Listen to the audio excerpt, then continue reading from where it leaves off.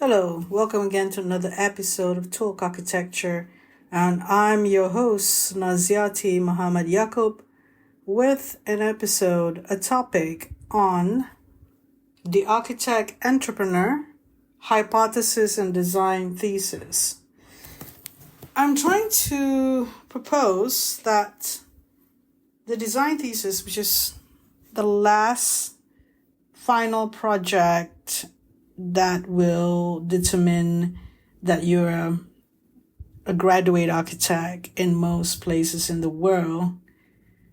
That last final project in the fifth year of architecture, if you say the first 3 years is the degree and the last second 2 years is the Masters of Architecture, which we now commonly find that. And after doing architecture for 4 years, so you come to a design thesis. How different schools of architecture would approach and conduct the design thesis would vary, but I would like to talk about something that I had been involved with the 2019-2020 batch, which is a calendar year consisting of 7 to 8 weeks of special semester and 14 weeks each of semester 1 and 2. So going back to the topic again, the architect entrepreneur, hypothesis and design thesis. I suppose consciously we were looking at how resilient the graduate will be, how much the graduate could grasp and be challenged, and how much the design thesis could bridge between architecture education and practice. And that was our approach, a context site specificity sort of projects or site context specifics. You know what I mean? Like we would have the students tackle some sort of a master plan of an area which is doable as a group. So at that time we had 10 students. Much of the project was done online, by the way, and we had a few weeks extra because of the situation with online teaching at that time in 2020. Now, the beginning, obviously, we went to site and we did the site investigations and 2019, it wasn't a problem really towards the end of that year to visit sites, but it was the second semester after, which was a bit having to do with online training and teaching. Now, okay, I've got that away, and you could understand the context of this design thesis in particular. It was after some experience that we had. I was working with Kevin Matlow and Lisa Fu as the studio masters. And Kevin Matlow was leading the studio, and I was the full-time academic at that time. And Lisa Fu was assisting, similar to my role, with the students. And the students that voluntarily joined our unit, which is Unit 2, we did the research on the site, and the students came up with different topics, thesis topics. There was this road, which is the main road of Petaling Old Town, that cuts with another vertical y-axis road, which is cutting 4 quarters, really, as section 1, 2, 3, and 4. So at the junction there is where all things happen, where much of the commercial areas. And in particular, Raymond took one of the sites, which is an existing market. And that's one of the case studies that I'm going to focus on with regard to this topic. I would mention the others, but I'm going to focus on his thesis, which I will explain what are the hypotheses that made his design thesis a complex design thesis with a very simple building type, which is a market. So here we go. There is a link below in the caption or explanation of his project that will be linked to a blog. And in that blog, there's a write-up and you could see the drawings. Raymond Boo's The Market Hub at Jalan Osman Petaling Jaya was a highly commendable design thesis project. And the issue here is the relevance of the market building, often called the wet market in Malaysia, a social hub, especially with a higher than average old person's population, meaning there are a lot of elderly people in the community. So you can see that this area is in transition.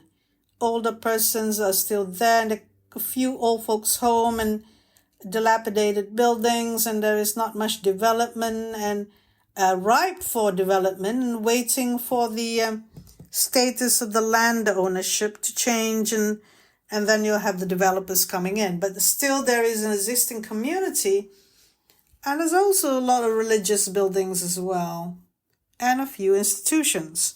So it's the old part of Petaling Jaya, whereby the new Petaling Jaya is section 52, where we have a lot of the banks and other more commercial shops.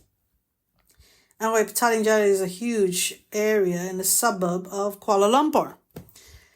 So I'm talking about Raymond Boo's wet market, which his new proposal is a sight for sore eyes, because due to the bad upkeep and poor state of the existing market, which is dilapidated, unhygienic, and causes several issues to the surrounding area.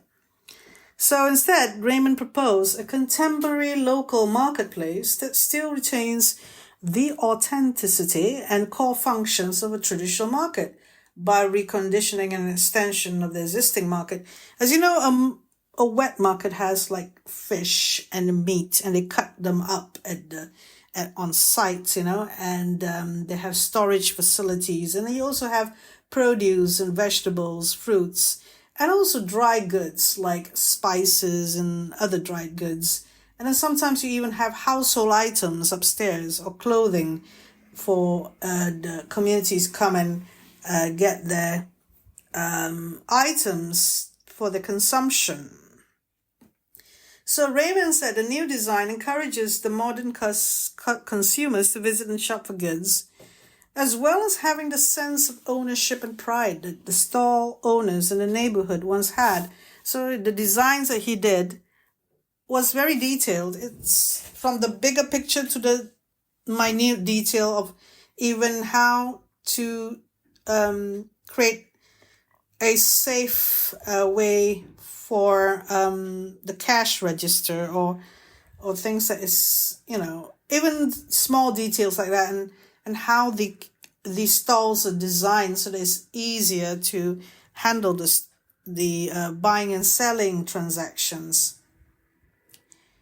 So the renewal to the market will create an economic and community focal point where users of all ages and background comes to obtain grocery needs, experiencing the local culture of PJ Old Town, interacting with people and engaging in activities where it encourages their involvement in and within the marketplace as an active, great gathering space with local community. He even have an urban farm at the top, and he added a couple of stories. So I'd go into the hypothesis now, because that's the interesting part. My proposition here is that in the design thesis, there are students who are bordering on an entrepreneur, because they're actually, through architecture design, fill in the missing gaps to an ecosystem. And Raymond Boo's project does that. in our opinion, in my opinion especially, there are a few students, him and Chang He and Zhou Yi. These two also have their projects in the blog if you want to have a look. So, but I'm going to concentrate on him just to go in and inform that in that 1 year design thesis process, from on-site investigations to analysis and through a further study of the different aspects and coming up with different schemes, continually getting feedback and input from the tutors and visiting critiques and themselves, studying in between, and also keep on investigating and digging deep and being the designer that they are. So there are two groups of people. The ones with the B pluses and the A's, they have a certain architectural flair. I'm not saying that the other group, which is the B's, are not, shall we say, architects material. They still need time to learn to have that or gain that architectural flair. And so this sort of thing is either consciously being done or not throughout the years, in which the way they try to create that aesthetics. But to me personally, an architect doesn't have to have that architectural flair to be an architect, or to have some credence on how they are skillful or not. They are equally skillful. It's just that in a design thesis, these are the grades that we give.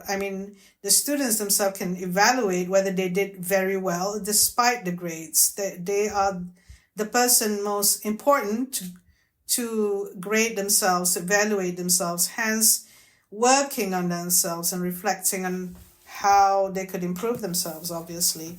These are about skills and knowledge in architecture. And, there's another angle, which is the architect entrepreneur. In a design thesis, you can see that I mentioned about those 3 students. And they were persistent and consistent and hardworking enough to find hypotheses that are to do with the ecosystem. Mostly the others, apart from them, who are in the B plus to A category, they are the traditional architectural designers. They deal with the site planning and building issues. They have some sensibilities in architectural expressions and aesthetics, but they did not tackle the ecosystem.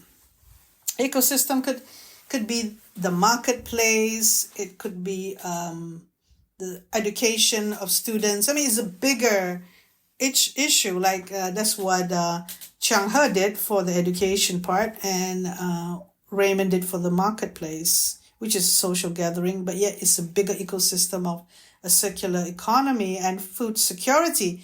He didn't go all out, but because it was more towards the building design, but he actually addressed those issues, and so did Chang He. And Chang He did it more in a master planning, strategic way as well. Exceptional project as well. Perhaps one day I would talk about that project.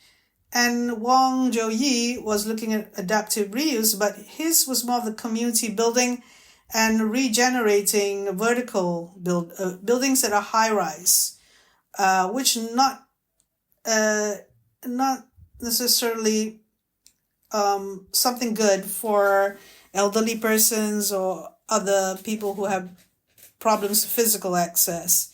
But he managed to create a design that is very accessible and interesting in that respect, and also tackle a lot of issues. So these 3 people were really into architectural or the entrepreneurship of things, and by dealing with the ecosystem. They don't know it. It wasn't in the agenda. We didn't set out to saying, all these things. It's my analysis about a group of students. Yeah.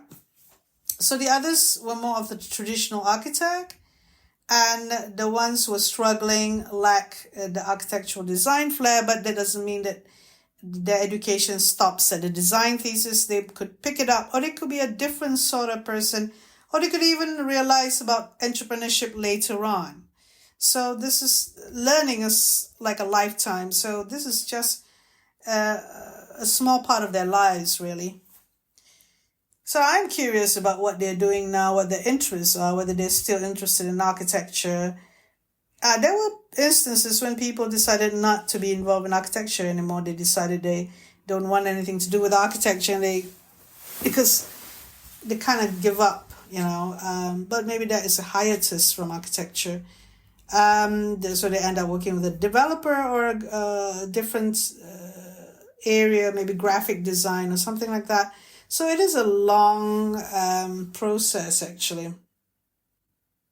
We've had some of these discussions and some of the interviews we had with students, so you can browse the podcast. Now, I've got about 15 minutes here for me to talk about Raymond Kiet Meng, that's his name, Market Hub at PJ Old Town, Petaling Jaya Old Town, and what were his hypotheses.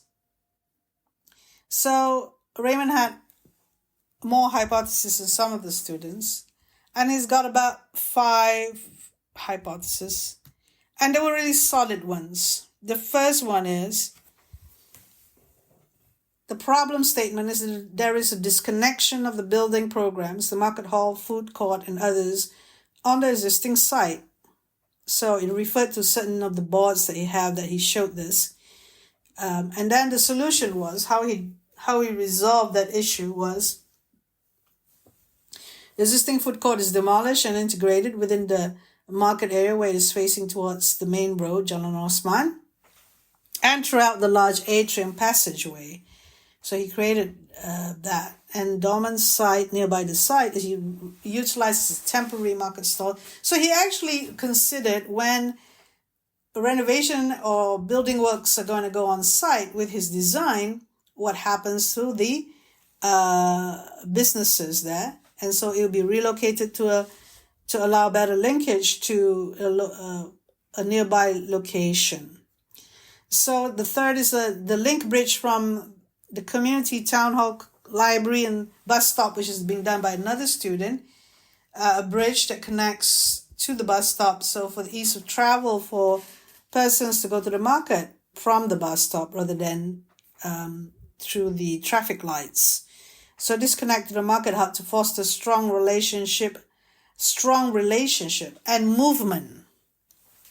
The mobility of the people within the market is enhanced through the integration of ramp and the connection between each levels. So you can see that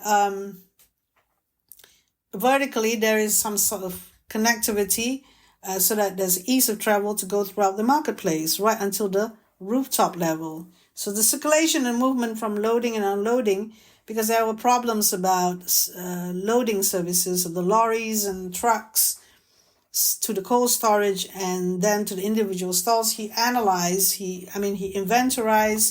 he analyzed the problem, and then he gave a solution to that. The second hypothesis is about traffic congestion along Jalan Osman, which is the main road and roads surrounding the market. So what he did is he had designed a designated loading bay, because that's a poor setup at the moment. So he created a better one to the rear side of the building along the internal service road, and to avoid congestion along the main road, because a lot of these trucks decided to go to the main road to unpack and repack. So that was the problem he resolved. And car parking is also a problem, where he got a podium level to resolve this issue of car parking. So architecture is very much a science in a way, as it is an art. So we need to deal with that. And a design thesis with the hypothesis listed shows the logistical and practical solutions to the problem at hand. And also the third point, which is a dilapidated and poor building condition. And we know this is an adaptive reuse. So he carefully studied the structure and which one to be taken or demolished and some retained. And then he would shore up with another set of structures because there will be another 2 floors upstairs. And then courtyards were introduced in between market stalls and building mass to allow cross ventilation and penetration of daylighting. So that we can see that there's another aspect, another set of criteria that he worked on, and that's to do with the environmental science and also to do with construction, building structure, and services integration, which most design theses would need to do, but sometimes they only focus only on these 2 issues for design thesis. On top of the previous one where it is to do with the market, problems of the infrastructure which he dealt, he also look at it in a much more holistic way and looking at the bigger picture of food security, where he stated in the hypothesis in the problem statement of the absence of urban green along the main road Jalan Osman and surrounding area from the Jalan Osman intersection. So what he did was terracing roof garden incorporated at the topmost level of the market, which created an organic farming area. That's the food security thing, to generate supply for the market stalls below and function as an urban green pocket park for the neighborhood. So people can come and have a gathering area as well upstairs. There's also a garden between market stalls and shops to create a shared space for interaction. You will not think that in a wet market area that there will be places where you can sit in between the stalls. And it is thought for, it was planned for, it was incorporated into this, not only giving the number that is there, allocating the existing number, but adding more as well. Yet having gardens just by the design, yeah? And so that you could plant herbs and anything along here as well to offset the foul smell of the market. So you know that in a marketplace, there will be foul smell from the fish and so on. So that's why he went into the more detailed aspect of it, which is trying to solve this problem statement of hypothesis, which is a lack of proper infrastructure within and surrounding the existing marketplace. So he created a public plaza to introduce along Jalan Osman intersection where holds the existing Hungry Ghost Festival events and allow transient stalls operation to be set up and take place. So there were nodes that he created that is part of the market, which is flexible to be used for different events.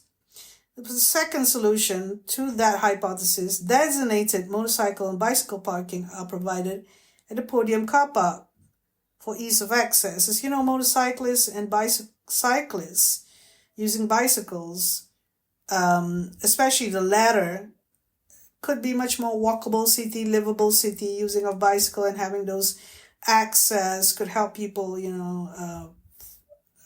have a slower pace and make a much more livable city. Market stalls are designed to provide wider and workable space and allow better display of produce and goods. Storage of personal item and cash are allocated, and prevention of getting wet and piping and wiring are properly directed and stored. So he actually redesigned the market stalls. So this is an added challenge to the design, which is expected in the design thesis. Cold storages for different stalls provided for common abattoirs are located between stalls. So, there are the cutting up of meat happening, and how he needed to go and create separate areas that people commonly not going to be going to those areas, right? And how that is happening at the ground level at the back. So waste collection and composting system is incorporated to solve the large waste disposal issue to ensure waste is properly disposed and reused as compost for vegetation. So here's where the circular economy happens, where the architect provided the building to be operable in this ecosystem of low carbon and recycling and zero waste situation happening, how we're going to have the composting as well. Seating badge is integrated with a railing around the corridor to transform a social corridor. So something like this could endear to people, to be able to have a comfortable place to come and see people. People have to come to shop for the daily goods, the daily needs, so they could meet up their friends or people whom they know. And this is very important in terms of accessibility and inclusivity for people to use the market. As you can see, elderly people, it's important for them, and it's a huge elderly population where they could, be engaged with other people. So this is an example of how, number one, how architecture fits into an ecosystem. And there are a couple of ecosystems here. And architecture is like that because of its position, location, sense of place, and it's more than 3-dimensional. It's like 4-dimensional. It's going through space, experiential and spatial. Therefore, architecture could play a very important role in ecosystems, in the ecosystem of social and cultural activities, in the ecosystem of the circular economy of green practices. Not only that it houses urban farms on top or pocket gardens, it also provide for the connection or the place where people actually do things to do with waste and composting and so on, to do with everything with zero waste actually. And then you have the ecosystem of social one, circular economy, circular ecosystem where to do with waste and green. And then you have it as a place where you can do business as well. I mean, tackling the building type, a market. You have the exchange of goods, stock market. The what do you call it, type of building that emerge. But in an Asian city, the wet market, you could place it deep down inside the bowels or underground, and you can create like a plaza on top so that you can't really deal with the wet market is not seen. I've seen that example in Hong Kong. It is very clean, but it's totally a different environment downstairs as it is upstairs, where there are housing upstairs. But of course, that has to do with that typical context. But the wet market is not seen. This one, the wet market is seen. The wet market in all its glory and what it's trying to do. So architects engage with ideas. And I had a chat with Raymond, and it gave him some confidence to actually build on this when he went into practice, or he went into working life after the design thesis. And it gave him an opportunity to talk about it in an international conference. So a design thesis could be pivotal, could be momentous, could be essential in an architect's life. And that is an example that I've given. And why it is so is because the hypothesis or the challenges to the problem statements that one conjures during the design process, it is not necessarily that this was listed at the beginning for him. He had an inkling about a few things, but then as he went through the design stage, or the design development stage, and so on, he came up with more problem statements, and he dealt with them, giving time. He had time to finish it, and it was well done in terms of drawings. So that is all. That is what I like to talk about in terms of the architect entrepreneur. how the architect entrepreneur can be, so to speak, emerge from the design thesis, because by dealing with hypotheses of problem statements and the challenges that a simple topic like a market, when you talk about, it's just a market, it's so boring, it's not so, doesn't sound challenging, but it is challenging. And site context or context specificities projects do make you be that architect, be that person who can challenge yourself more. So that is an example. Have a look at the blog, link below, and thank you for listening. This is part 1. I will give part 2 later. Thank you.